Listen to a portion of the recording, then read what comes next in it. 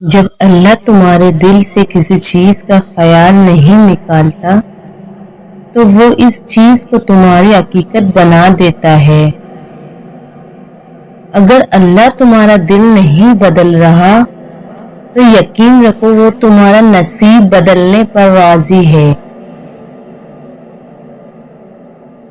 دراصل کچھ مانگنے والی ادائیں ہی ایسی ہوتی ہیں جو اسے بہت پیاری لگتی ہیں۔ وہ اس ادا کو بار بار دیکھنے کے لیے قبولیت کا وقت بڑھا دیتا ہے۔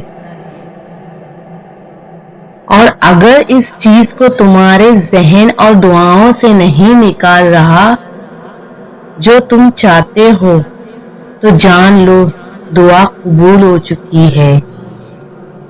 یہ ذرا سی دیر تو ملاقات کا بہانہ ہے۔ جس پکار کو وہ ہر دفعہ تمہارے منہ سے سننا چاہتا ہے پھر وہ اسے رد کیسے کر سکتا ہے؟ مانگنے کی شدت قبولیت کی سب سے بڑی دلیل ہوتی ہے۔ تمہاری مسلسل دعائیں تمہارا مقدر مکمل بدل دیتی ہیں۔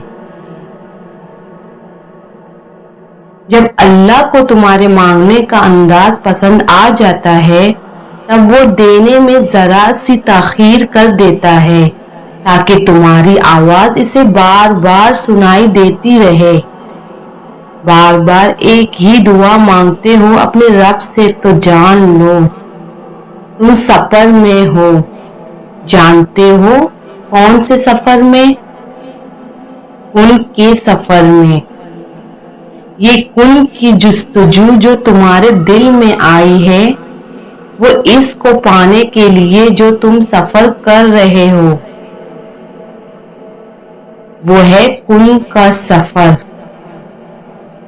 تمہارا دل تک چکا ہے مگر یہی کہہ رہا ہے کہ تمہارا رب کن فرمائے گا ایک نہ ایک دن ضرور اور تمہاری زندگی ضرور موڑ دے گا۔ غموں سے ایک دن نجات ضرور مل جائے گی۔ تمہارا رب جانتا ہے کہ تمہارا اس کے سوا کوئی سننے والا نہیں۔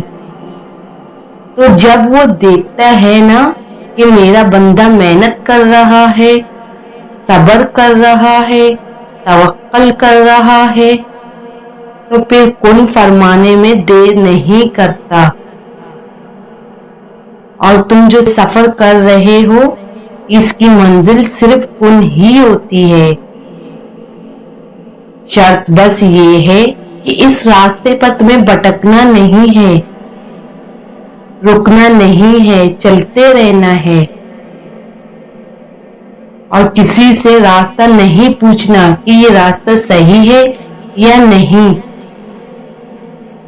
لوگوں کی مدد مت لینا، بس چلتے رہنا اپنے رب پہ توکل رکھ کر کہ ہاں میرا رب مجھے جہاں لے جا رہا ہے یہی کن کی طرف کا راستہ ہے۔